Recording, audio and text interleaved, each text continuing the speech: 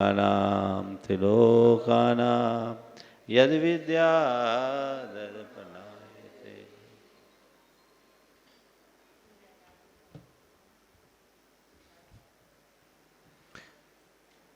हाँ, कहा गया था परमार्थभूत देव शास्त्र गुरु के प्रति तीन मूर्ता से रहित, 8 अंगों से सहित और 8 मदों से मुक्त श्रद्धान का नाम सम्यक दर्शन है। उस संदर्भ में सच्चे देव और सच्चे शास्त्र का स्वरूप कल हो गया। अब तीसरे नंबर पर आता है गुरु। गुरु का स्वरूप निरूपण करते हुए 10वां श्लोक। सभी लोग 10वां श्लोक निकाल लें पीडीएफ के हिसाब से, पेज नंबर 19। विषयाशावशातीतो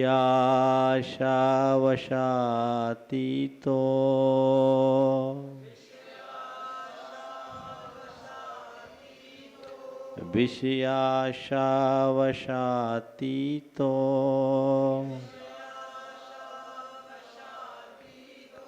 निरारंभो परिग्रह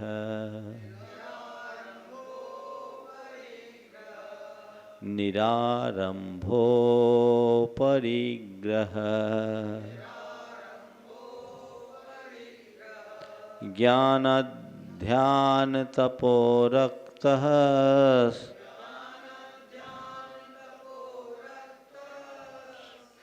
रत्न छपा है, रक्तस पाठ भी, रत्न पाठ भी, रक्तस पढ़ेंगे। ज्ञान ध्यान तपो रक्तस तपस्वी स प्रशस्यते। बोलिए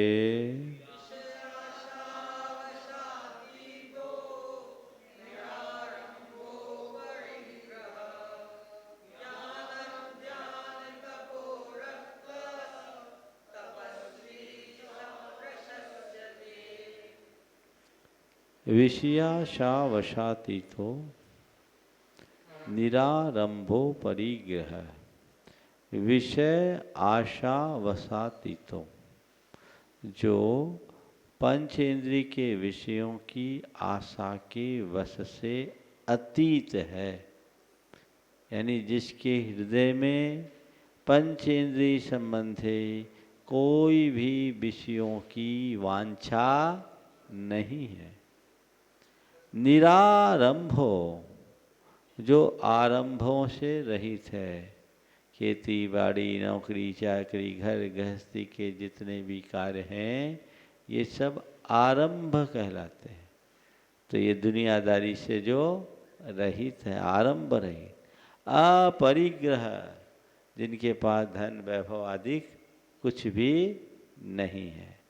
तो 3 बातें आ गई, जो विषय और उसकी इच्छा से रहित है, पंचेंद्रिय की विषयों की वांछा से रहित है, आरंभ से रहित है और परिग्रह से रहित है, अपरिग्रही। फिर क्या है? ज्ञान ध्यान तपो रक्त, जो ज्ञान में रक्त है, ध्यान में रक्त है और तप में अनुरक्त है। ज्ञान लीन, ध्यान लीन और तपोनिष्ठ है।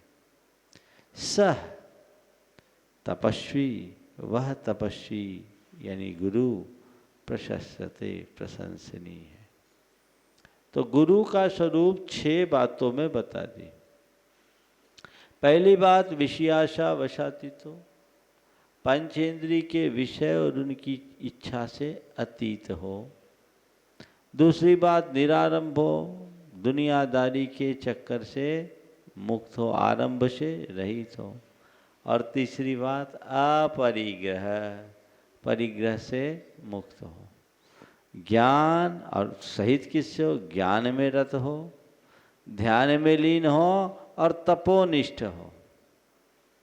वही तपस्वी प्रशंसनीय हैं, वे ही गुरु माने जाने योग्य हैं। और जिनके पास ऐसा स्वरूप है वे हमारे नित्य वंदनीय हैं। ठीक है, मैं समझता हूँ ज़्यादा कुछ बोलने की ज़रूरत यहाँ पर नहीं है। बात बैठ गई। कौन कौन सी बात आई? नंबर 1 विषय और उनकी इच्छाओं से रहित। नंबर 2 आरंभ से रहित। और नंबर 3 सभी परिग्रह से रहित। और सहित किससे? नंबर 1 ज्ञान से सहित। ध्यान नंबर से 2 ज्ञान, ध्यान और और तप तप। से लवलीन। 3 से रहित, 3 से सहित। अब देखिए, विषयों से अति दूर हुए हैं, कषाय गण को चूर किया, निरारंभ है पूर्ण रूप से, सकल संग को दूर किया। संग यानी परिग्रह। ज्ञान ध्यान में तप में रत हो, अपना जीवन बिता रहे, महातपस्वी कहलाते वे, हमें मनस्वी बता रहे। ठीक है, आगे चले। अगला श्लोक। अब बात आई 8 अंगों की। बात तो मूर्ता की है, लेकिन मूर्ता आगे बताएंगे। 8 अंगों से सहित। हमने पहले बताया था सम्यक दर्शन के 8 अंग हैं। कौन कौन से? निशंकित, निकांक्षित, निर्विचिकित्सा, अमूढ़ दृष्टि, उपगोहन, स्थितिकरण, वात्सल्य, प्रभावना। प्रभावना। ये 8 अंग हैं। इन 8 अंगों से सहित होना चाहिए। आचार्य अलग अलग 8 कारिकाओं में 8 श्लोकों के माध्यम से इन 8 अंगों का विवेचन करने जा रहे हैं।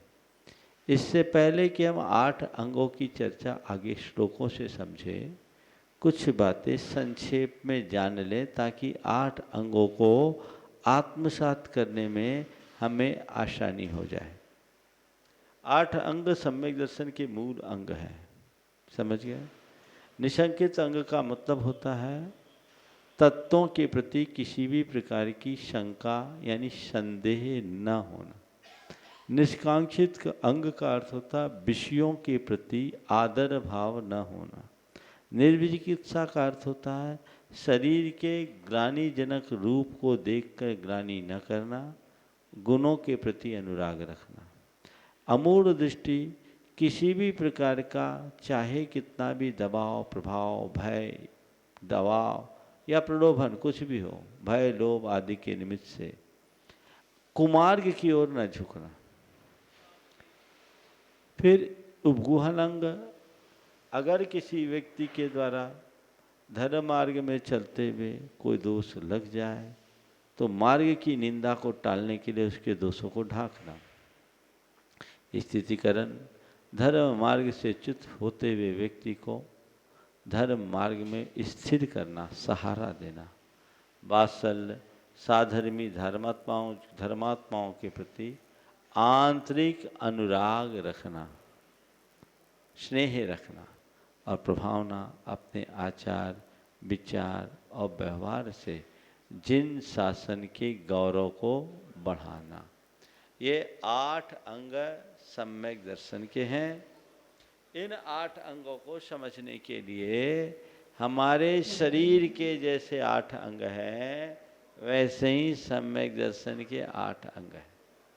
शरीर के 8 अंगों की गतिविधियों पर हम ध्यान देंगे तो सम्यक दर्शन के 8 अंगों को हम बड़ी सहजता से समझ पाएंगे। शरीर के 8 अंग क्या? 2 पैर, 2 हाथ, नितंब, पीठ, छाती, सिर। ये 8 अंग समझ गए। अब इन 8 अंगों की गतिविधियों को देखें। जब हम चलते हैं, एक बार रास्ता देखते हैं, बेखटक हमारा दाहिना पैर बढ़ जाता है। और जब दाहिना पैर बढ़ता है तो बायां पैर बिना किसी अपेक्षा के उसका अनुकरण करता है ना? यही है निशंकित और निष्कांक्षित अंग। है ना। जिन शासन में, जिन मत में, तत्व में कोई शंका नहीं, एक बार मार्ग देख लिया तो उस मार्ग के प्रति निशंक हो जाना और निष्कांक्षित फिर उसी मार्ग की तरफ चलना, विषयों की तरफ उपादेय बुद्धि न रखना। निर्विचिकित्सा का अर्थ है ग्लानि से बचना और गुणों का अनुराग करना। हम अपने शरीर के जितने भी ग्लानिजनक पदार्थ हैं उनको बाएं हाथ से साफ करते हैं। कभी मन में ग्लानि का भाव आता है? नहीं आता। तो जैसे अपने बाएं हाथ से शरीर की अशुचिता को दूर करते हुए हमारे मन में ग्लानि नहीं आती, ऐसे ही हमारे हृदय में किसी धर्मात्मा के प्रति ग्लानि, घृणा या उपेक्षा का भाव नहीं होना चाहिए। ये निर्विचिकित्सांग कौन सा हाथ बता रहा है? बायां। अमूढ़ दृष्टि, अपने मार्ग में मूढ़ न होना, अटल श्रद्धा न रखना, अविचल श्रद्धा रखना, किसी भी तरीके से डगमगाना नहीं।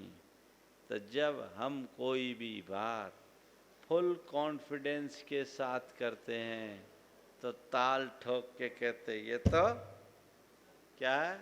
7%। क्या है? क्या है? 7%। कौन सा हाथ उठता है? ये क्या हो गया? आमूढ़ दृष्टि। ऐसा नहीं, ऐसा ठीक है ना? ठीक है। अब उपगुहन नितंब हमेशा ढांक के रखा जाता है लोक में, तो जैसे नितंब को सदैव ढांक कर रखा जाता है, इसी प्रकार दूसरों के दोषों को ढांक कर चलना उपगुहन अंग। कोई वजनदार वस्तु को उठाना हो, अपनी पीठ पे लाद लो। अपने वजन से 2.5 गुना वजन मनुष्य पीठ पे लाद सकता है। तो कोई गिर रहा हो, अपनी पीठ में बिठाल दो। ये क्या कहलाया? स्थितिकरण। और जब हम किसी के प्रति प्रेम से भरते हैं तो उसको छाती से लगा लेते हैं, हृदय से लगा लेते हैं। ये क्या कहलाया? वात्सल्य। और प्रभावना है जिन शासन के गौरव और गरिमा को बढ़ाना। मस्तक, सिर कटा सकते मगर सिर झुका सकते नहीं। सिर, मस्तिष्क हमारे आन बान शान का प्रतीक होता है। तो जैसे हम मस्तिष्क को सदैव ऊंचा रखते हैं, वैसे ही जिन शासन के गौरव को ऊंचा उठाने का भाव प्रभावना अंग है। समझ गए? ये 8 अंग हैं। अब इनकी विवेचना बहुत ही व्यवस्थित सीमित शब्दों में आचार्य समर्थबद्ध महाराज ने की है। हम एक एक करके लेंगे। इदमेव दृश्यमेव, इदमेव दृश्यमेव तत्त्वं नान्यं न चान्यथा, तत्त्वं नान्यं न चान्यथा।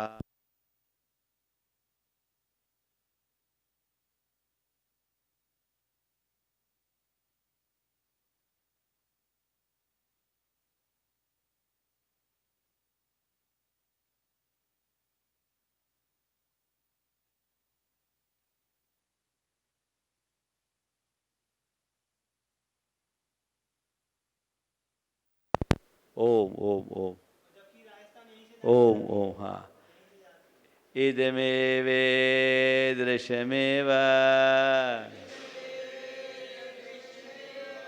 तत्त्वं नान्यं न चान्यथा, इत्यकम्पाय शाम्भोवत्,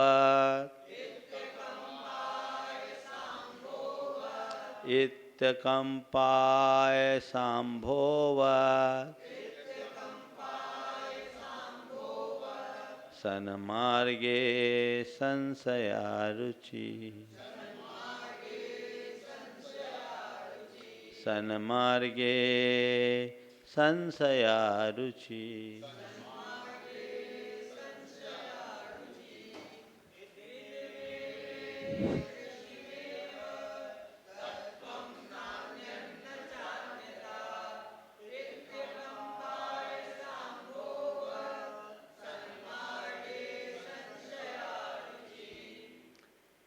इदम एव ईदृशम एव तत्वम। इदमेव ईदृशमेव है ना, तो क्या निकलेगा? इदम एव ईदृशम एव तत्वम नान्यत। नान्यन है ना, न अन्यत। क्या निकलेगा इसमें?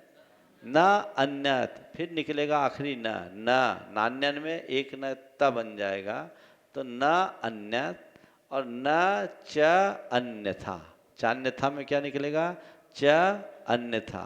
तो इदम एव ईदृशम एव तत्वम न अन्यत न च अन्यथा। कितने शब्द निकले? इदम एव ईदृशम एव तत्वम न अन्यत न च अन्यथा। इति इत्तकंपाय संभवत है ना, इसमें निकलेगा इति अकंप आयस आम्भोवत। इति अकंप आयस आम्भोवत। ठीक है। सनमार्गे असंशया रुचि। देखिए क्या हुआ। तत्व जिन्हें भगवान के द्वारा जो वस्तु का स्वरूप बताया गया है, या देव शास्त्र गुरु का जो स्वरूप है, इदमेव यही है, ईदृशमेव ऐसा ही है। तत्वम इदमेव यही तत्व है, ईदृशमेव ऐसा ही तत्व है, न अन्यत और कोई दूसरा तत्व नहीं है, न च अन्यथा च और न अन्यथा न ही अन्य प्रकार का है। इति इस प्रकार शन मार्गे मोक्ष मार्ग में। कैसे मोक्ष मार्ग में? जो देव शास्त्र गुरु के द्वारा प्रवाहमान हो रहा है, उस मार्ग में अकंप आयसाम्भोवत। अकंप आयस अम्भोवत। आयस आम्भोवत। आयस आम्भोवत मतलब क्या? आयस अम्भोवत यानी लोहे के तलवार की अम्भो यानी धार की तरह। तलवार होती ना, तलवार पर उसकी धार चढ़ी होती है, तलवार टूट जाए धार नहीं टूटती। तो इस प्रकार आयासाम्भोवत यानी लोहे के तलवार पर चढ़े धार की तरह यानी उसकी पानी की तरह। अकंपा इति अकंपाया संभवत है ना, इति अकंपा आयस अंभोवत। आयस तलवार के धार की तरह असंशय अकंपा अटल रुचि श्रद्धा असंशया यानी निशंकित अंग है। क्या हुआ अर्थ? इदमेव तत्वम यही तत्व है, ईदृशमेव तत्वम ऐसा ही तत्व है, न अन्यत अन्य नहीं, कोई दूसरा नहीं, न च और न ही अन्यथा अन्य प्रकार भी नहीं है। इति इस प्रकार आयस आम्भोवत तलवार की ऊपर चढ़ाए हुए धार की तरह सनमार्ग में मोक्ष मार्ग के विषय में आयस अम्भोवत अर्थात तलवार की धार की तरह अकंपा रुचि असंशया जो अटल श्रद्धा है वही असंशया अर्थात निशंकित अंग है। समझ में आ गया? एक बार और बता दूं, सबको बैठ जाए। इदमेव तत्वम यही तत्व है, ईदृशमेव तत्वम, ऐसा ही तत्व है, न अन्यत्, अन्य नहीं, न च अन्य था और न ही अन्य प्रकार से, इति इस प्रकार आया संभवत, तलवार की धार की तरह, सन मार्गे मोक्ष मार्ग में आया संभवत, तलवार की धार की तरह, अकंपा अटल, रुचि श्रद्धा, असंशया यानी निशंकित अंग है। तलवार की धार जो होती है ना, तलवार पर जो पानी चढ़ाया जाता है, तलवार टूट जाए उसकी धार नहीं टूटती, इसलिए उसको बोलते हैं अकंप। तलवार पर जो पानी चढ़ाया जाता है, अरे बाबा उस पॉलिश होती है, उसमें पानी चढ़ाया जाता है उसमें, अभी भी चढ़ाते हैं, अभी चढ़ा। तलवार टूट जाए धार न टूटे, प्राण निकल जाए श्रद्धा न छूटे। एकदम तलवार की धार की तरह अटल श्रद्धान, देव शास्त्र और गुरु का जो स्वरूप है, जीवादि तत्वों का जो स्वरूप है, धर्म का जो स्वरूप है, वो जिनेंद्र भगवान ने जैसा प्रतिपादित किया है वैसा ही है। इसमें राय रत्ती भर भी अंतर नहीं है। इस प्रकार की अटल श्रद्धा का नाम, अकंप श्रद्धा का नाम निशंकित अंग है। निशंक, मन में कोई शंका नहीं। शंका दो प्रकार की होती है, एक जिज्ञासा मूलक और एक संदेह मूलक, अश्रद्धा मूलक। जिज्ञासा मूलक श्रद्धा शंका आए तो भैया हमारे लिए कोई डाउट हुआ, हमने पूछ लिया, क्लियर हो गया तो समाधान मिल गया। अश्रद्धा, अरे ये लोग बोलते तो है मोक्ष मोक्ष, पता नहीं है कि नहीं है, ये लोग मुनि तो बन जाते हैं, आत्मा ही का ठिकाना नहीं तो मोक्ष कहाँ से होगा, ये लोग वीतराग देव शास्त्र गुरु की बात करते, पता नहीं है कि नहीं। नहीं, इनके प्रति एकदम यथार्थ श्रद्धा होना निशंकित अंग है। ठीक है, अनुवाद पढ़ो।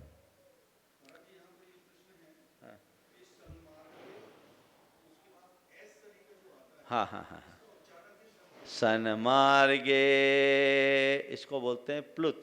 क्या बोलते हैं? यहाँ आ था, असंशया था, पर वो संधि होने से अका लोप हो गया, तो उसमें खंडाकार बनाते। जो ऐस है ना, वो ऐस नहीं है, वो आकार है। इसको बोलते हैं संस्कृत में खंडाकार। क्या बोलते हैं? तो खंडाकार जो होता है, ए और ओ के बाद अगर आ आता है तो आकार का लोप हो जाता है। एदोत पर लोप मकार है। ए और ओ के बाद, प्राय आप ये जब भी देखेंगे तो ए और ओ के बाद करेंगे, तो ए के बाद जब आ आता है तो ए पर जोर देने से आ अपने आप निकल जाता है। जैसे सन्मार्गे संशयारुचि, तो सन्मार्गे आपने गे पर जोर दिया, ए संशयारुचि। अब आप बोलो सन्मार्गे संशया असंशया, बोलने में कठिनाई होती है।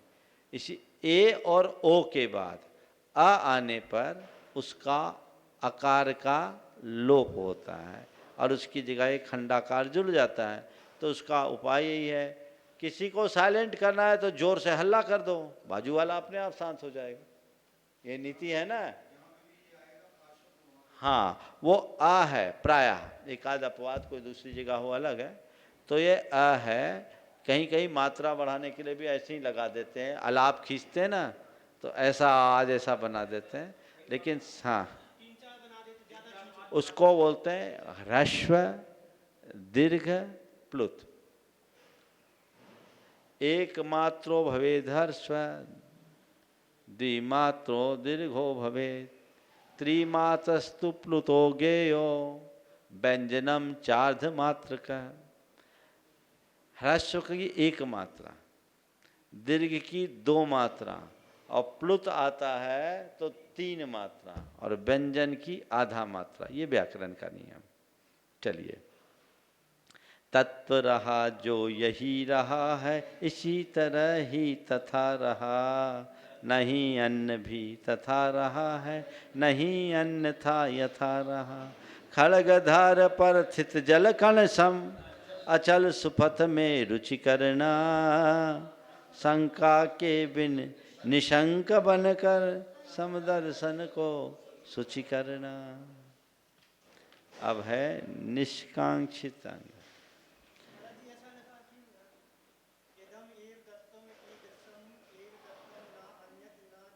अन्यथा, हाँ बिल्कुल बिल्कुल सही।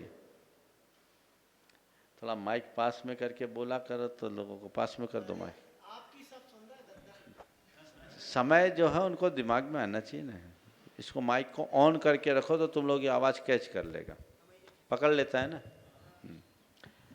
कर्म परवशे शांते, ओम।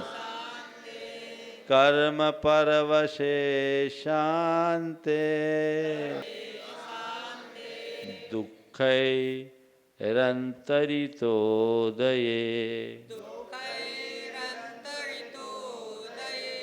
दुःखैरन्तरितोदये।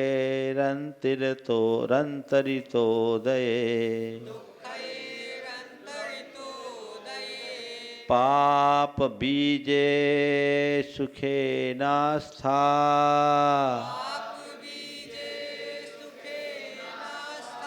पाप बीजे सुखे नास्था।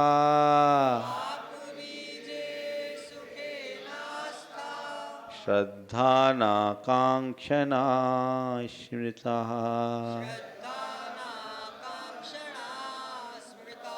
श्रद्धा नाकांक्षना स्मृता।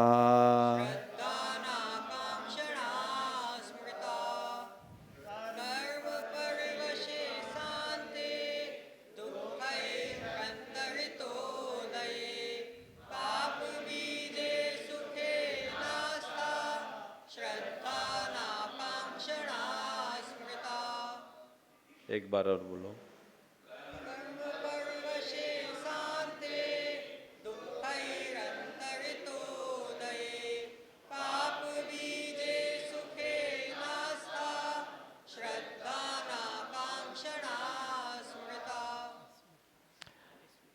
पंचेंद्रिय के विषयों के प्रति अरुचि होना निष्कांक्षित अंग है। क्यों अरुचि? किस दृष्टि से अरुचि होती है? अरुचि यानी अश्रद्धा, अनास्था।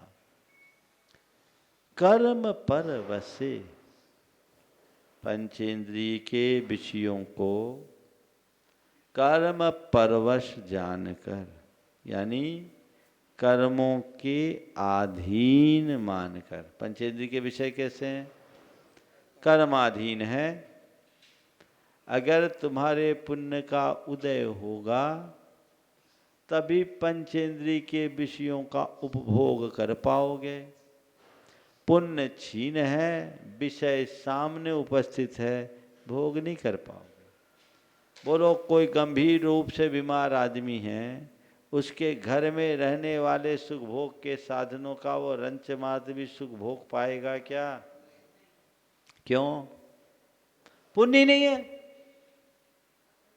एक बार एक सज्जन ने कहा था कि महाराज हम लोगों से ज्यादा पुण्य हमारे नौकर चाकर का।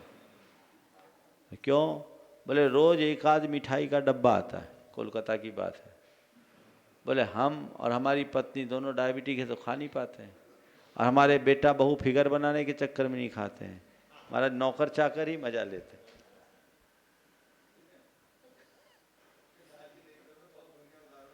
क्या?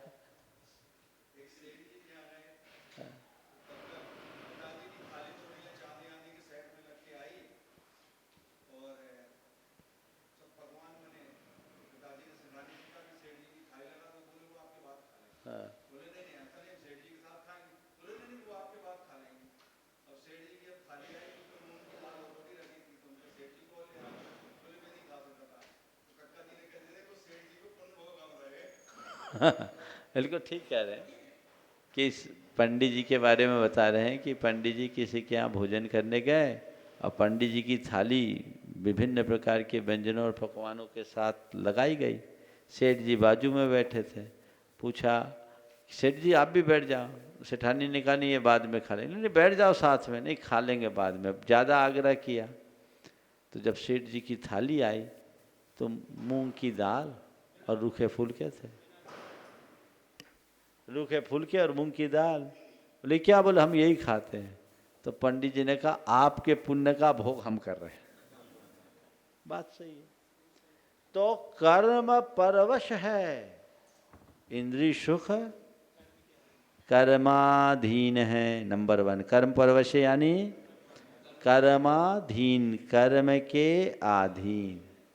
दूसरा शांते, टिकाऊ नहीं है। स अंत से शांत बना तो अस्थाई है, टिकाऊ नहीं है। थोड़े देर सुख देगा फिर खत्म कहानी। तीसरी विशेषता दुखई अंतरितोदय।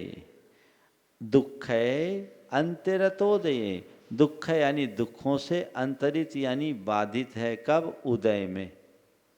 जब भी उनका उदय आता है तो वो दुखों से बाधित होता है, यानी इनके सुखों को भोगने में भी आगे आकुलता रूप दुख की अनुभूति होती है।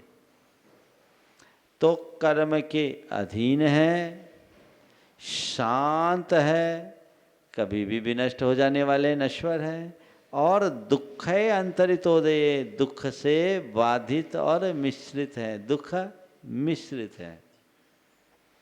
जैसे विष मिश्रित मिष्ठान, खाने में अच्छा, देखने में अच्छा, सूंघने में अच्छा, पर पाक तो पंचेंद्रिय के विषय भोगने में अच्छे, लेकिन परिणाम दुख मिश्रित है। क्या है? दुख मिश्रित है। दुखों से अंतरित यानी बाधित है, मिश्रित है। पाप बीजे, और पाप का बीज है। क्यों है पाप का बीज? पंचेंद्रिय के विषयों को जितना भोगोगे उतनी पापात्मक क्रिया होगी, तो नया पाप प्रकट होगा। तो ये 5 इंद्रिय के जो सुख हैं, सुख हैं किसके? पंचेंद्रिय संबंधी सुख, कर्म परवश से, कर्म के अधीन, शांत, कभी भी नष्ट हो जाने वाले, दुख अंतरित, दुख से मिश्रित, दुखों से बाधित, पाप बीजे, पाप के बीज स्वरूप सुख है। इंद्रिय सुखों में अनास्था, अरुचि होना। क्या है? अरुचि, श्रद्धान। इस प्रकार अनास्था की श्रद्धा होना, यानी उनमें अरुचिपूर्ण श्रद्धान होना। अनाकांक्षना स्मृता, अनाकांक्ष अंग स्मृता यानी कहा गया है। समझ गए? ये निष्कांक्षित अंग की बात की गई। क्या कह रहे हैं? पंचेंद्रिय का सुख कर्म के परवश है, शांत है, कभी भी नष्ट हो जाने वाला है, दुख है अंतरितोदय, ये दुखों से मिश्रित है या दुखों से बाधित है, और पाप बीजे, पाप का बीज है, यानी पाप के बंध का कारण है। इस प्रकार के सुख में जो अरुचि रूप है श्रद्धा, वह पाप बीजे अनास्था श्रद्धान, श्रद्धा अनाकांक्षना स्मृता। अनास्था श्रद्धा यानी अरुचिपूर्ण जो श्रद्धा है उसका नाम अनाकांक्षना है, यानी निष्कांक्षित अंग है। इन विषयों में उपादेय बुद्धि न होना, उन्हें हे समझना, ये निष्कांक्षित अंग है। ठीक है? गाथाकार देखो, श्लोककार। कर्म के अधीन, शांत, नश्वर, दुख से मिश्रित या बाधित, पाप के बीज रूप पंचेंद्रिय के सुखों में अरुचिपूर्ण श्रद्धा, अनाकांक्ष यानी निष्कांक्ष अंग है। ठीक है, आगे चले। हाँ, ग्रहण करने योग उपादेय, छोड़ने योग है, अपनाने योग। कर्मों पर जो निर्धारित है, स्वभाव जिसका शांत रहा, सुख सा दिखता किंतु दुख से भरा हुआ निर्भ्रांत रहा। पाप बीज है इंद्रिय सुख यह, इसमें अभिरुचि ना करना, अनाकांक्ष में अंग रहा है, समदर्शन का सुख झरना। ऐसे पाप रूपी बीज में दो अर्थ लेना अनास्था का। अनास्था यानी अरुचि, और ऐसे पाप रूपी सुखों में आस्था न रखना अनास्था। ऐसे पाप बीजी सुख, पाप के बीज रूप सुख में आस्था का न होना अनास्था है। जो ऐसी श्रद्धा, अनाकांक्षना श्रद्धा, उसका नाम निष्कांक्षित अंग है। ठीक है, अब हो गया तत्वार सूत्र ले। सोचा तो 3 था, 2 हुए। श्लोक 3 हुए, अंग 2 हुए। हाँ, पढ़ लिया ना।